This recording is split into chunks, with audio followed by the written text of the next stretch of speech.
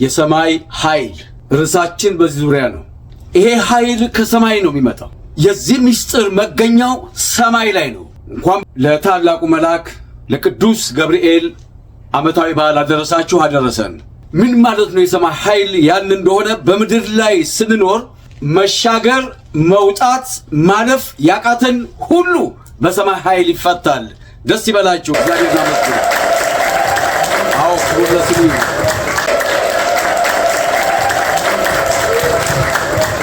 በዘጸአት 14:16 ላይ እንደምናየው እስራኤላውያን ከግብፅ ከወጡ በኋላ ኤርትራ ባህር ከደረሱ በኋላ የመሻገሩ ነገር ከየት ይምጣ? አይታሰብም። በዚህ ጭንቀት ውስጥ እያሉ ሙሴ ወደ እግዚአብሔር ጮኸ።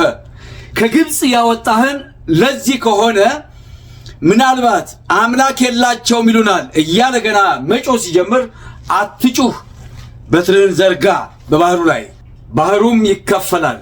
ሙሴም በትሩን ዘረጋ፣ ባህሩ ተከፈለ። ባህሩን ለመክፈል አንሻገረውም ያሉትን አናልፈውም ያሉትን ከሰማይ የመጣው ኃይል በእንጨቱ ምክንያት በሙሴ በትር ምክንያት ባህሩን ከፈለ፣ ተሻገሩ። ደስ ይበላችሁ። እግዚአብሔር ተመስገነ። አዎ አመስግኑት። አምላክ ተመስገነ።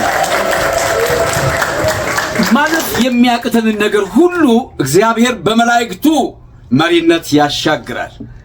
ለዚህ እኮ ነው ነቢዩ ዳዊት አይለፍከነ ማእከለ እሳት ወማይ፣ በእሳትና በውሃ መካከል አሳለፍከን አለ። ዛሬም በዘመናችን የመጣውን እሳት በዘመናችን የመጣውን ጎርፍ የሚያሳልፍ እግዚአብሔር ነው። በፊቱ የሚቆሙት መላእክት ናቸው። ቅዱስ ገብርኤል ሁላችንን ያሻግረን፣ ወደ ረፍትም አወጣህን ያለው። ረፍት ያስፈልገናል። ዛሬ ምድራችን ተጎሳቁላለች። ምድራችን የምንሰማው ነው የምጥ መጀመሪያ ላይ ያለችው። ይህ ግን ኃይል የሚገኘው ከሰማይ ብቻ ነው። የሰማይ አምላክ ኃይሉን ይላክልን።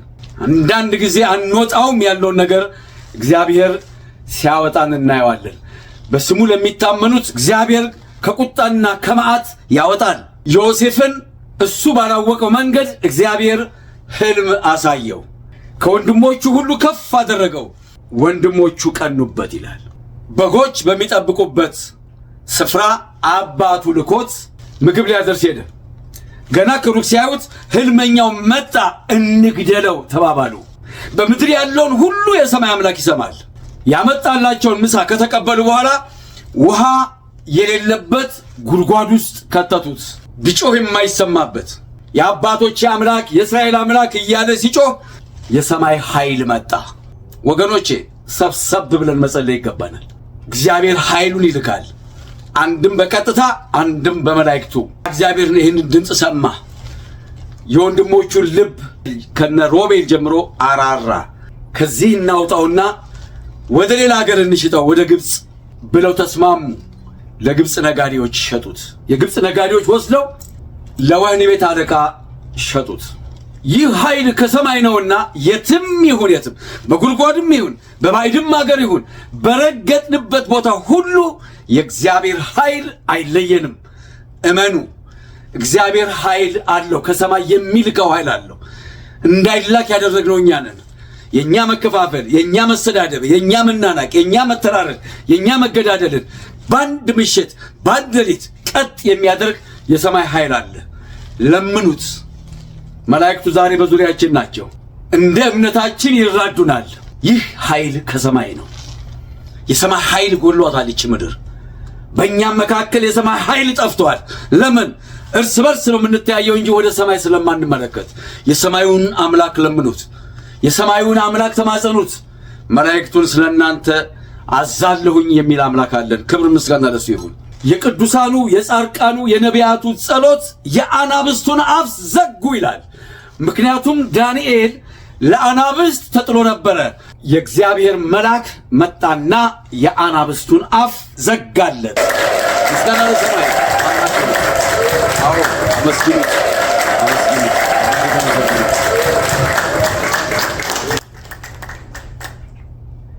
የእሳትን ኃይል አጠፉ ይላል።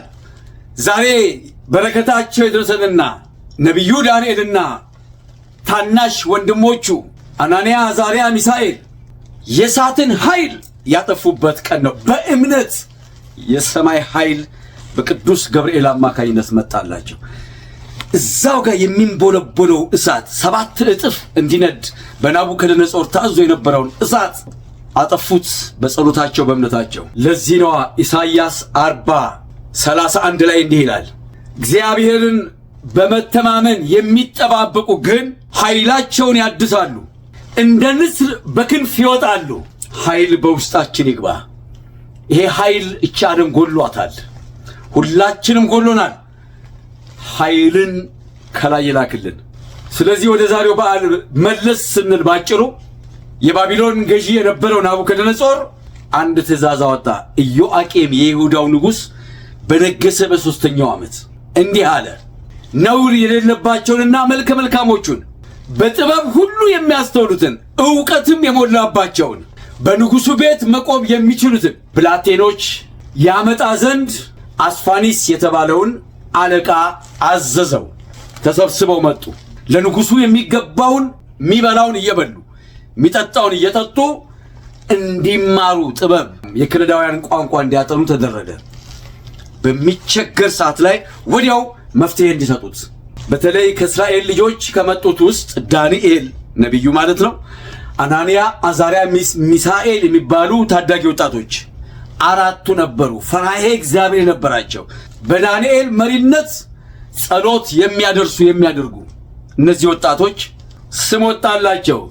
ዳንኤል ብልጣሶር፣ አናንያ ሲድራቅ፣ ሚሳኤል ሚሳቅ፣ አዛርያ አብድናጎ ተብሎ በጣዖቱ መልክ ስም ወጣላቸው። ዳንኤል ማለት እግዚአብሔር ፈራጅ ወይም ዳኛ ነው ማለት ነው።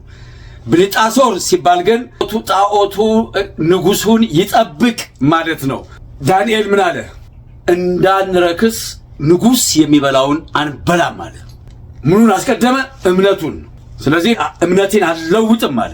አናንያ፣ አዛርያ፣ ሚሳኤልም ከእሱ ጋር ተስማሙ። ከዛ ጃንደረባውን ጠራና ምን አለ? እባክህ ለእኛ የተወሰነ ጥራጥሬ ይዘጋጅልን፣ ለብቻ እንመገብ አለው። ምን አለው አለቃው? በኋላ ንጉሥ ለጉብኝት ሲመጣ የእናንተ ፊት ከስቶ ከተገኘ ይገለኛል አለ። ወዲያውኑ 10 ቀን ፈትነን አሉት። 10 ቀን ፈተናቸው። በ10ኛው ቀን ሲሄዱ ከበሉት ይልቅ ያልበሉት እነሆ ፊታቸው ወስቶ ተገኘ። ለምን? ከእህል አይደለም የሚገኘው ኃይል ከሰማይ የሰማዩን ኃይል ይላክልን። ከሚጠማ በላይ ኃይልን ማደስ የሚችል ኃይልን በውስጥ ማድረግ የሚችል የሰማይ አምላክ ስላለ እነ ዳንኤልን ባረካቸው። እንደውም በሚያቸው ፊት ሁሉ ሞገስና ምሕረትን ሰጣቸው ይላል። ምስጋና ለአምላክ ይሁን። ይህ ኃይል ዛሬ በእኛ ውስጥ ይግባ። እንግዲህ ወደ ዛሬውን በሚመለከተው ስንመጣ የናቡከደነጾር የንጉሡ ህልም ማየት ነበር ምድርን ያናወጠው። ለምን መሰላችሁ? አስፈሪ ህልም አየ። ወዲያው ህልሙ ከእርሱ ተሰወረ። ጭንቀቱ ግን አልተሰወረም። ስለዚህ እነዚህ የመጡትን የሚመገቡትን በሙሉ ጥበበኞቹን ልጆች ጥራልኝ፣ ህልሜን ይነግሩኛል፣ ፍቹንም ያስታውቁኛል አለ። በጣም አስቸጋሪ ዘመን ነበር። ከዚያ በኋላ እነዚያ ጥበበኞች መጡ፣ አሰለፋቸው። ህልሜንም ትነግሩኛላችሁ፣ ፍቹንም ታሳውቁኛላችሁ ነው ያላቸው። እንዴ ንጉሥ ሆይ እኛ አንተ ያየውን ህልም መቼ አየን? ባይሆን ፍቹን ጠይቀን። የለም አለበለዚያ ትቆረጣላችሁ፣ ቤታችሁም የጉድፍ መጣያ ይሆናል። ኃይለኛ ቅጣት ነው። ህልሜንም ንገሩኝ፣ ፍቹንም አስታውቁኝ። በግቤ የሆናችሁ ስትቀለው የነበረው ይሄን ጥበብ ማስተዋል እንድታመጡ ነው አላቸው። ከዛ ንጉሥ ሰይፉን ዘረጋ፣ አንድ በአንድ እያለ መግደል ጀመረ። ከዚያ ዳንኤል እና አናንያ፣ አዛርያ፣ ሚሳኤል ያሉበት ተፈልጎ መጡ። የእነሱም ተራ እየደረሰ መጣ። ወዲያው ዳንኤል ምን አለ? አርዮክ ለተባለው አስተናጋጅ እነሆ ንጉሥ አይግደል፣ ይሄን ምስጢር ለማስታወቅ ጊዜ ይሰጠን ብሎ በነፍሱ ተወራረደ። አቤት እንዲህ አይነት እምነት! ምን ያህል መታመን ነው ወገኖች! መጨበጫ ቀብድ በሌለው ነገር አምላኩን የሚታመን ገና እኮ ህልሙን አላሳየውም፣ ግን የእስራኤል አምላክ አይተውንም ብለዋል። የእስራኤል አምላክ እንደሚሰጣቸው አምነዋል።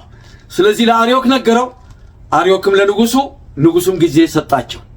ገብተው ምንድን ነው የጸለዩት? ጥበብና ማስተዋል ምሕረትና ሞገስ ከላይ ነውና ጌታ ሆይ ኃይልህን ላክልን። ዛሬም የነ ዳንኤል አምላክ ኃይሉን ይላክልን።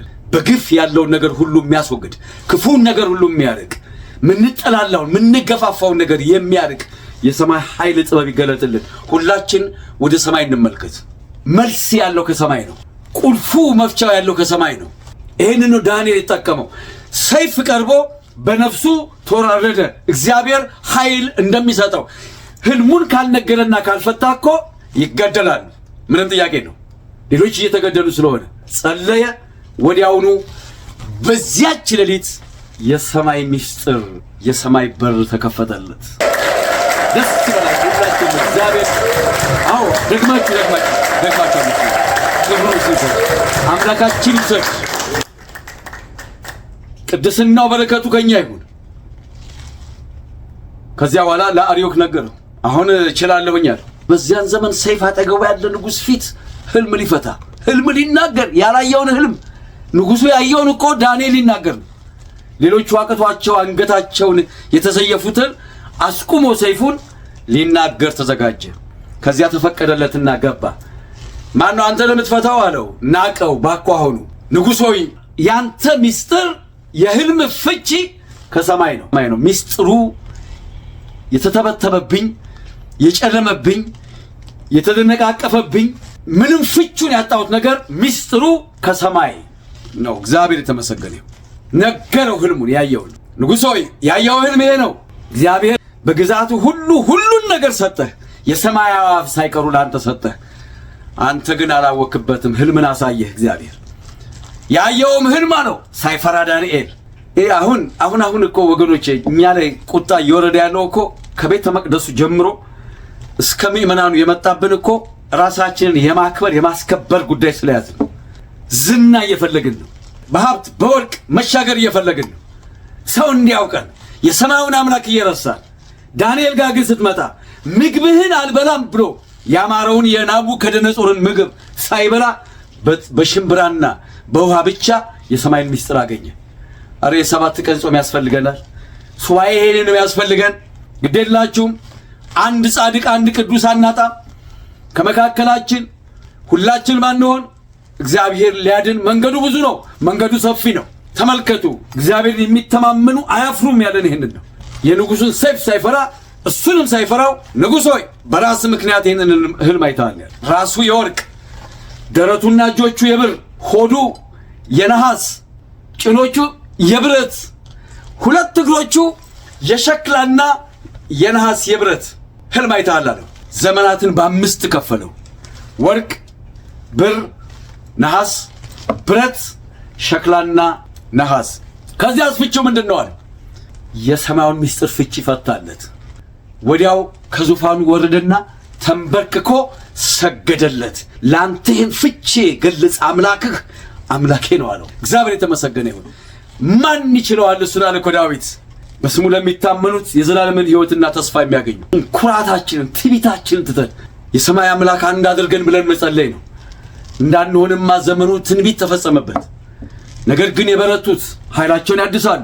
ከዚያ በኋላ አምላኬ ነው ብሎ ካለው በኋላ ግን የፋርስ ሰዎች የሚያከብሩት ጣዖት ነው ቤል የተባለው አጋዥ አምላክ ተደርጎ ስለሚቆጠር በየዓመቱ እሳት እየነደደ በዱራ ይከበራል። ምስሉ ይቆማል።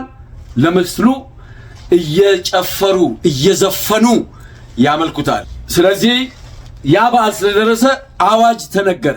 አዋጅ ነጋሪውም እየጮኸ እንዲህ አለ፣ ወገኖችና አሕዛብ በልዩ ልዩ ቋንቋ የምትናገሩ ሁሉ መታችሁ በዘፈን በእልልታ በዱራ ለቆመው ምስል እንድሰግዱ ንጉሥ አዟል ብሎ አወጀ። ሁሉም በአንድነት መውጣት ጀመሩ። 3ቱ ወጣቶች የሚገርማችሁ ዳንኤል ያን ህልም ከፈታ በኋላ ሾሞታል። ዳንኤል ደግሞ 3ቱን ወጣቶች በየአውራጃ። ስለዚህ እነዚህ የተሾሙት አናንያ፣ አዛርያ፣ ሚሳኤል ለምስሉ እንደማይሰግዱ ሁሉም አወቁ። ወዲያውኑ ሄዱና ለንጉሱ ነገሩት። ንጉሥ ሆይ 1000 ዓመት ንገስ አሉት ባለስልጣናት። እዚህ ጋር አንተ ሾምካቸው በየአውራጃ የሚያስተዳድሩት አናንያ፣ አዛርያ፣ ሚሳኤል የሚባሉት በዛን ስማቸው ሲድራቅ፣ ሚሳቅ፣ አብድናጎ አንሰግድም ብለዋል። ከዚያ አስጠራቸው ንጉሱ። የምሰማው እውነት ነው አላቸው። አዎ ንጉሥ ሆይ እውነት ነው አሉት። ከዛ በኋላ እሳቱን አሳያቸው። ከዚህ እሳት ማን ሊያድናችሁ ይችላል? አንተንም እኛንም የፈጠረን አምላክ ያድነን ዘንድ ይቻለዋል። እሳት እያለ አለና ንጉሡ 7 እጅ ጨምሩበት ይንቦልቦል አለ። 7 እጅ ሲጨመርበት ነበልባል በነበልባል ሆነ። አሁንስ አላቸው አሁንም ያድነን ዘንድ ይቻለዋል። እኔ ደግሞ ደስ ያለኝ ባያድነን እንኳን ለሁላችን ትምህርት ነው። ይሄ እኮ የእምነት ጥግ ነው። ባያድነን እንኳን ከእምነታችን ፈቀቅ አንልም፣ የሰማዩን አምላክ እንጂ ለአንተ ምስል አንሰግድም አሉ። ከዛ እያነሱ ከነሰናፊላቸው 3ቱንም ከነልብሳቸው ወደ እሳቱ ወረወሯቸው። የሚገርመው የወረወሩት በመቶ የሚቆጠሩት ወላፈኑ ገደላቸው ይላል። ከዚያ በኋላ ምን ተከሰተ? ጉድጓድ ነው፣ በር አለው። እዚያ ውስጥ ነው የከተቷቸው። ንጉሡ ግን ከፍ ያለ ዙፋን ላይ ሆኖ ትርኢቱን ይመለከታል፣ እንዴት እንደሚነዱ ይመለከታል። ነገር ግን ጉዳዩ ተለውጦ አየ። ታስረው የነበሩት ተፈተዋል። ዛሬም ቅዱስ ገብርኤል ቀድሞ በአምላካችን በእግዚአብሔር ኃይል አለና እንዲፈታን የሱ ቅዱስ ፈቃድ ይሁንል። ለዚህ ነው የተሰበሰብነው ዛሬ። አመስግኑ። እሳት ውስጥ ቀድሞ ገባ። አናንያን አዛርያን ሚሳኤልን እንዴት ይሆናሉ ብሎ ሲመለከት ናቡከደነፆር እነሆ አረጉዝ ነው አለ። የጣልናቸው ልጆች 3 ነበሩ፣ ያውም አስረን። ነገር ግን የተፈቱ 4 ሰዎች በእሳት ውስጥ ይመላለሳሉ።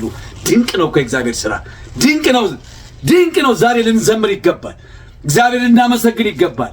እሳት ውስጥ ሆነው ነው የዘመሩት። ዛሬም ብዙዎች በእሳት ውስጥ እንዘምራለን፣ በእሳት ውስጥ እናለቅሳለን እኮ። ማህሌቱ ዝማሬ እኮ ነው። ሰዓታቱ ዝማሬ እኮ ነው። ኪዳኑ ዝማሬ እኮ ነው። ቅዳሴው እኮ ዝማሬ ምስጋና ነው። እሳት የለም ማለት አይደለም። ዘረኝነቱ እሳት ነው፣ ክፋቱ እሳት ነው፣ ምቀኝነቱ እሳት ነው፣ መወነጃጀሉ መገዳደሉ እሳት ነው። በእሳት ውስጥ ግን እንዘምራለን። ከማተማር ነው ከአናንያ ከአዛርያ ከሚሳኤል ዘመሩ። እሳት ውስጥ የተፈቱ አያለሁኝ። እንደውም 4ኛው የእግዚአብሔር ልጅ ይመስላል ብሎ እሳት ውስጥ 3 ሆነው የገቡት 4ኛው የእግዚአብሔር ልጅ ይመስላል ተብሎ በስተው ተገኙ። ለዚያ እኮ ነው ዛሬ ቤተክርስቲያናችን ብናልቅም እንበዛለን ምንለው። ከዛ የተነሳው ነው ከአናንያ አዛርያ ሚሳኤል 3 ሆነው ተጣሉ፣ 4 ሆኑ። በምን? በፍጹም እምነታቸው። ለዚህ ነው እግዚአብሔርን በመተማመን የሚጠባበቁ ግን ኃይላቸው ያድሳሉ። ወዲያው ናቡከደነፆር ከዙፋኑ ወረደ። እናንተ ሲድራቅ ሚሳቅ አብድናጎ የእግዚአብሔር ባሪያዎች አምላካችሁ አዳናችሁ ነው ያላቸው። አዎ አሉት። ውጡ አላቸው። አናንያ አዛርያ ሚሳኤል ነጫጭ ለብሰው በደስታ ወጡ። ዛሬም ሀገራችንን መላው ዓለምን ደስታ ያድርግልን እግዚአብሔር። ባካችሁ ጸልዩ። ዛሬም አለ አናንያን አዛርያን ሚሳኤልን ያዳነ መልአክ ከፊታቸው ቀድሞ ገብቶ 4ኛ ሆኖ ለናቡከደነፆር የታየው መልአክ ዛሬም በእኛ በእሳቱ መካከል አለ እኮ። ጥሩት። ኃይል እሱ ነው። እግዚአብሔር ኃይሉ ክንዱ የማይታጠፍ ነው። ጥሩት፣ ያድናል። ስለዚህ ታኅሳስ ገብርኤል ዛሬ ተሰብስበን እንዲህ ስናከብረው ደስታው። ስለዚህ ዛሬ ከእሳት የወጣንበት ቀን ነው። የነገውን ቀናችንን ከእሳት የምንወጣ ያድርገን። እሳት ሲባል ብዙ እሳት አለ። ይህን እሳት ቅዱስ ገብርኤል በእግዚአብሔር ፊት የሚቆመው መልአክ እንዲያድነን የሱ ቅዱስ ፈቃዱ ይሁንልን። አሁንም ማዳኑ ከኛ ጋር እንዲሆን የአምላክ ቅዱስ ፈቃዱ ይሁንልን።